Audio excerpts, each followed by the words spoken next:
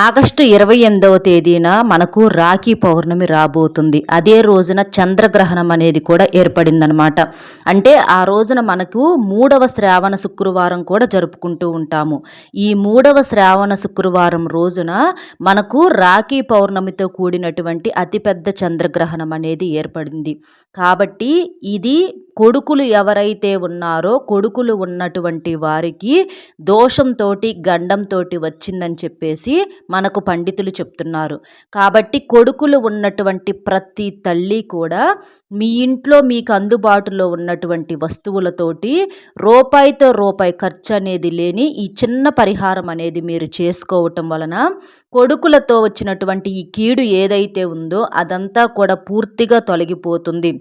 ఎందుకంటే చంద్రగ్రహణం అంటే చంద్రుడికి గ్రహణం పట్టినటువంటి రోజు.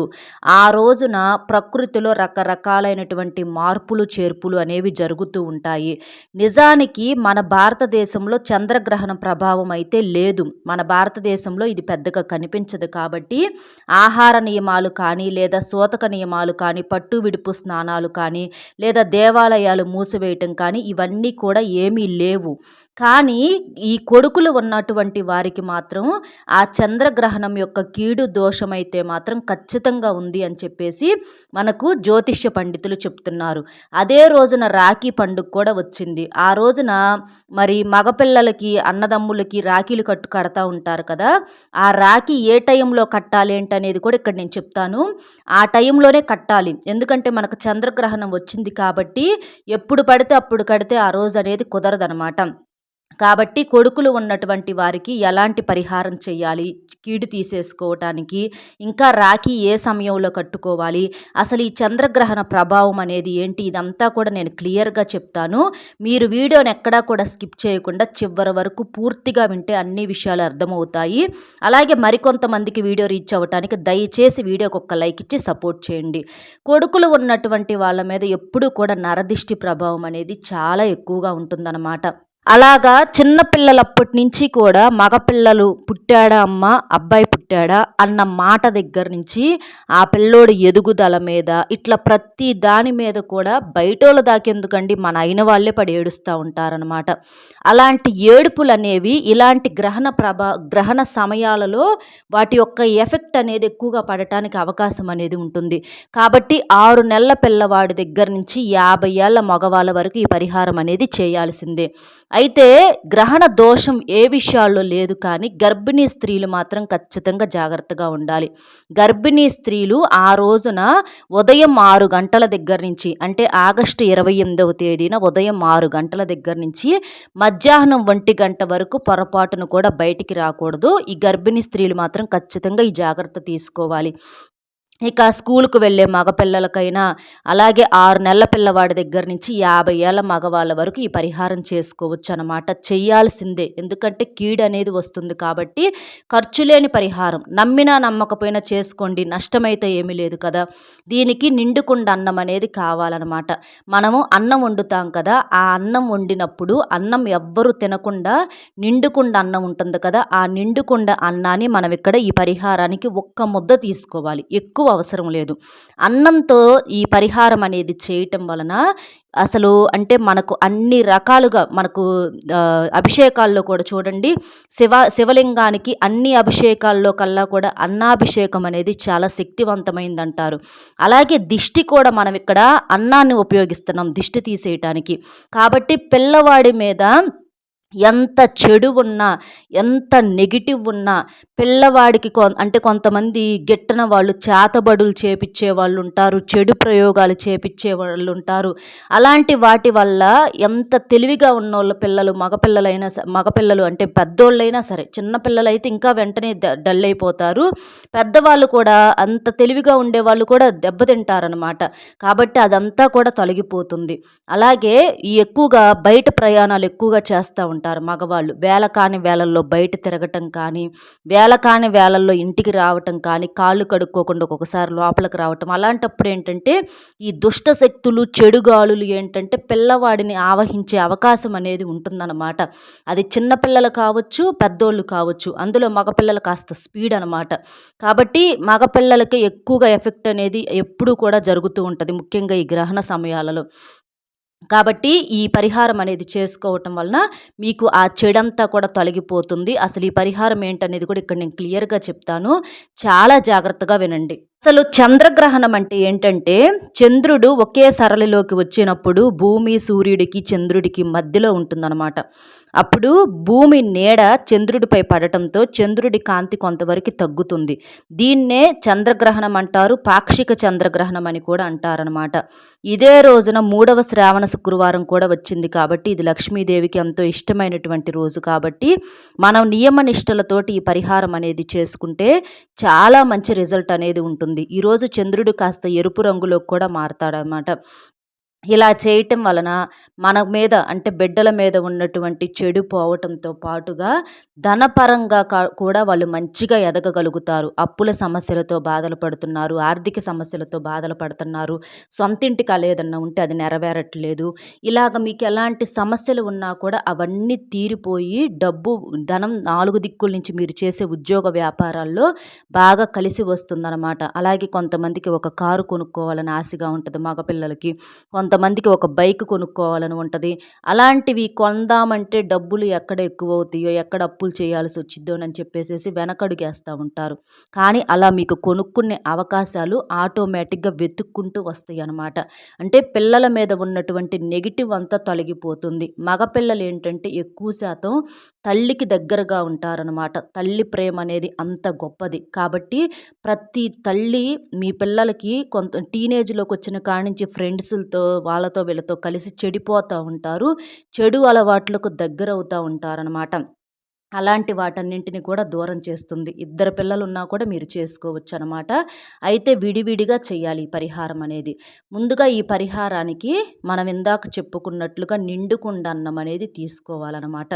ఎవ్వరూ తినకుండా మీరు అన్నం వండగానే కాస్త ఒక ప్లేట్ తీసుకొని కాస్త అన్నం కరెక్ట్‌గా మనకొక ముద్ద అన్నం అయితే సరిపోతుంది. ఎక్కువ అవసరంలా. ఒక పిల్లవాడుంటే ఒక ముద్ద, ఇద్దరు పిల్లలుంటే 2 ముద్దలు. ఇది మీరు గుర్తుంచుకోండి. ఎక్కువ శాతం చాలామందికి ఒకళ్ళే ఉంటారు. కొంతమందికి ఇద్దరు, ముగ్గురు కూడా ఉండొచ్చు. అలా ఒక్కొక్కళ్ళకి ఒక్కొక్క ముద్ద కాడికి మీరు ఈ పరిహారానికి ఈ దిష్టి తీసేయటానికి కావాలనమాట. అలా పక్కన ప్లేట్‌లో కానీ, ఒక పళ్ళెం కానీ తీసుకొని పెట్టుకోండి. అయితే నిండుకుండా అన్నం అయితేనే పనిచేసిద్ది. ఎవరన్నా తింటే మాత్రం పని చేయదు. మీరు తినాలనుకుంటే కాస్త ఒక గిన్నెలో తీసి పక్కన పెట్టుకొని మీరు తర్వాత తినేసేసేయండి. అలా అన్నాన్ని తీసుకొని తర్వాత ఈ అన్నంలో ఇక్కడ మనం అసలైన ప్రాసెస్ అనేది మొదలవుతుంది. ఇక్కడి నుంచి మీరు చాలా జాగ్రత్తగా వినండి. ఇలా ముందుగా అన్నం అనేది సిద్ధం చేసుకొని పెట్టుకోవాలి. తర్వాత కావాల్సిన వస్తువులు కూడా ఇక్కడ చెప్తాను. జాగ్రత్తగా వినండి. కుంకుమ కావాలనమాట. తరువాత కల్లుప్పు అంటే రాళ్ళ ఉప్పు, రాక్ సాల్ట్ కావాలి. నల్ల ఆవాలు 1 స్పూన్ కావాలి. దీనితో పాటుగా ఒక గాజు గ్లాసు కూడా కావాలనమాట. గాజు ఏంటంటే చెడుని తీసేసిద్ది.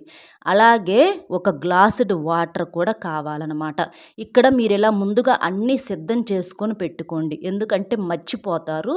మర్చిపోకుండా ఉండటానికి ఇలా అన్నము, కుంకుమ, ఆవాలు, ఉప్పు, గాజు గ్లాసు అలాగే నీళ్ళు ఇలా ఇవన్నిటిని కూడా సిద్ధం చేసుకొని పెట్టుకోండి. గాజు గ్లాసు లేకపోతే గాజు బౌలైనా పర్వాలేదనమాట. కానీ స్టీలు, ప్లాస్టిక్కు వాడొద్దు.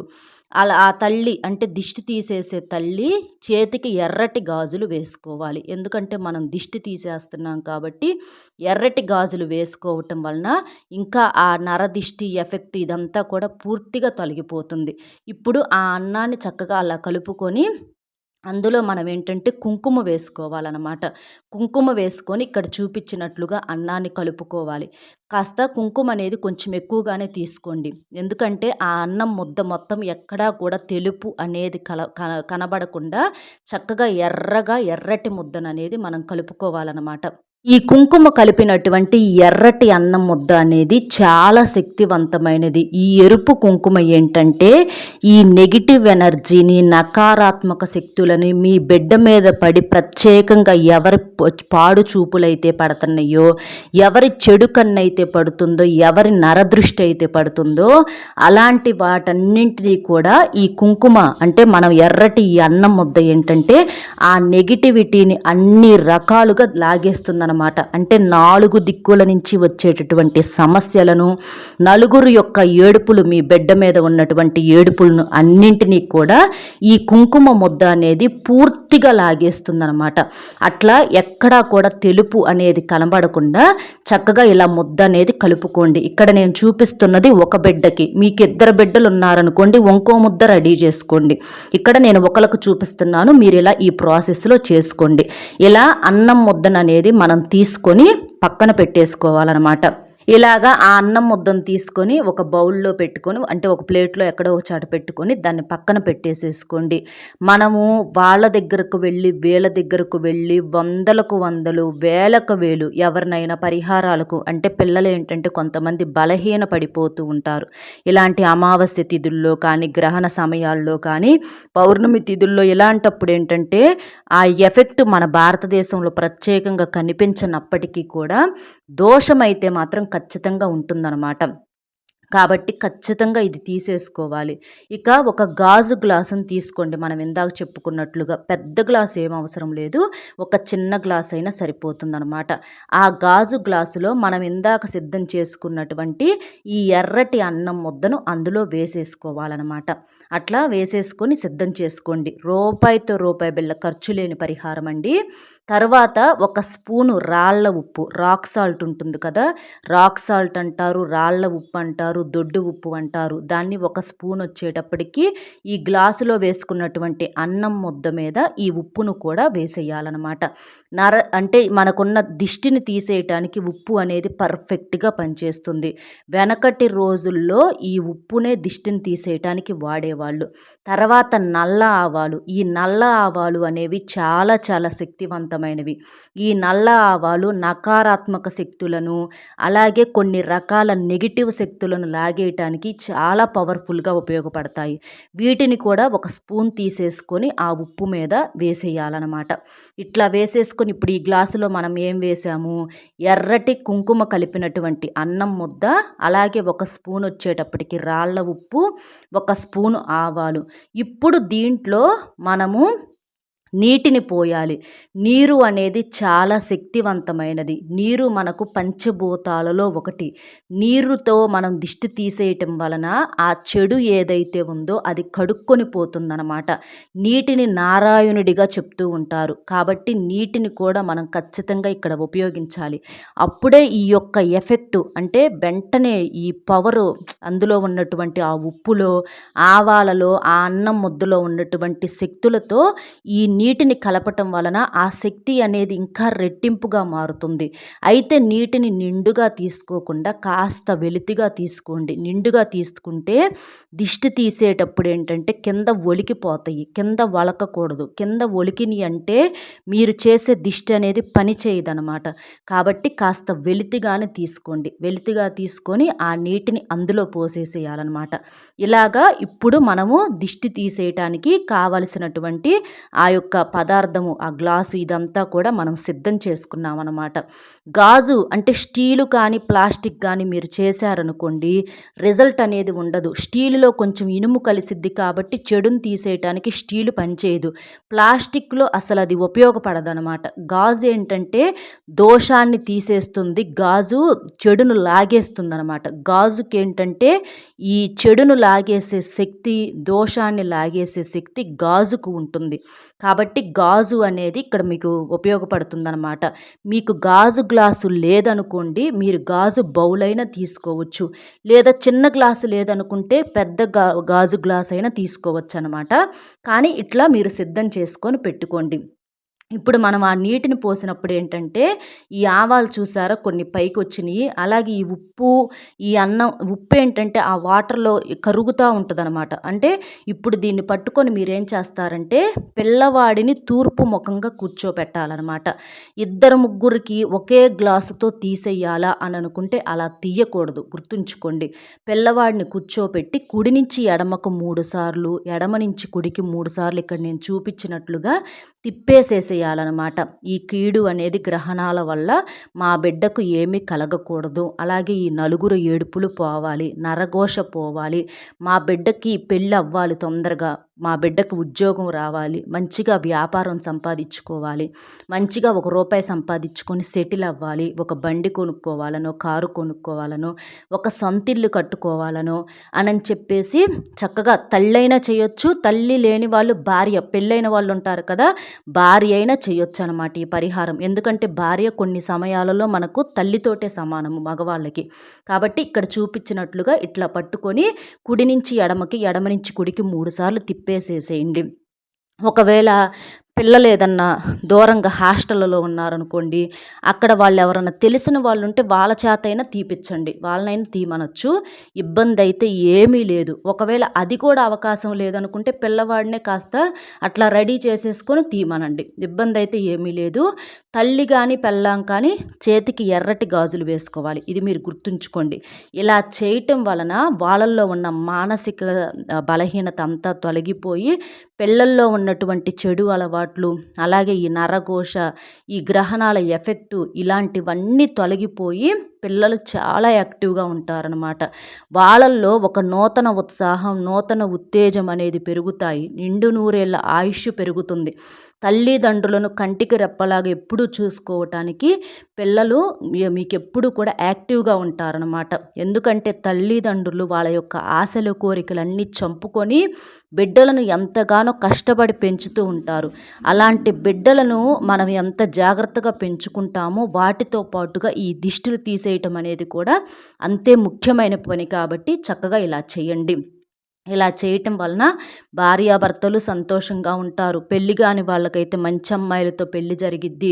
అలాగే ఈ రోడ్డు ప్రమాదాలు ఇలాంటివి ఏమీ జరగకుండా ఉంటాయి. మీ పిల్లలు ఎప్పుడూ కూడా మీ కళ్ళ ముందల సంతోషంగా ఉంటారనమాట. కాబట్టి చక్కగా ఇలా చేయండి. అలా తిప్పేసిన తర్వాత ఆ నీటిని ఏదైనా పచ్చని చెట్టు మొదట్లో కానీ, పారే నీళ్ళల్లో కానీ పోసేసి పిల్లవాడిని స్నానం చేయమని చెప్పండి. మీరు కాళ్ళు కడుక్కొని లోపలికి రండి. మరి ఇక్కడ రాఖీ కట్టాల్సిన సమయం కూడా నేను చెప్తాను. ముందుగా ఈ పరిహారం చేయటం వలన పిల్లల మీద ఉన్నటువంటి కీడంతా తొలగిపోతుంది. కాబట్టి ప్రతి తల్లిదండ్రి తప్పకుండా ఈ పరిహారం అనేది చేయండి. భార్య అయినా కూడా చేయొచ్చు అనమాట. ఇక రాఖీ కట్టడానికి మంచి సమయం ఇదే రోజున రాఖీ పండగ కూడా వచ్చింది కాబట్టి ఈ రోజున రాఖీ కట్టుకోవచ్చు. గ్రహణం వలన కట్టకుండా ఉండాల్సిన అవసరం అయితే ఏమీ లేదనమాట.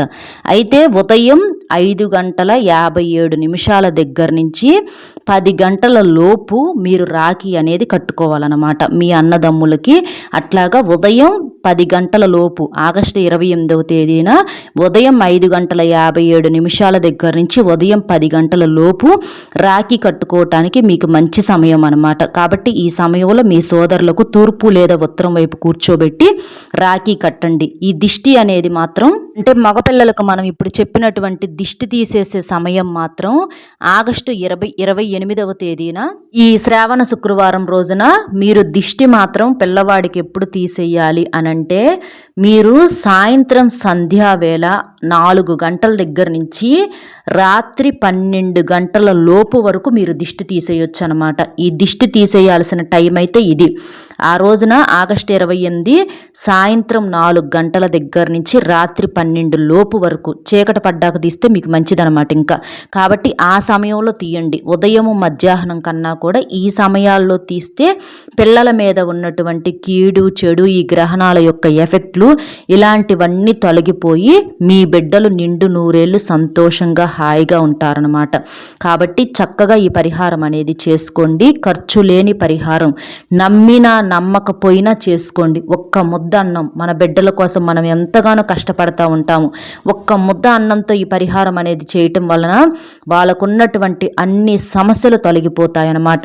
ఆ రోజున నాన్ వెజ్ తినకూడదు, నలుపు రంగు బట్టలు వేసుకోకూడదు, అలాగే స్నానం చేయక ముందల ఈ పరిహారం చేయొచ్చు. పరిహారం చేసిన తర్వాత మాత్రం తప్పనిసరిగా స్నానం చేయాలి.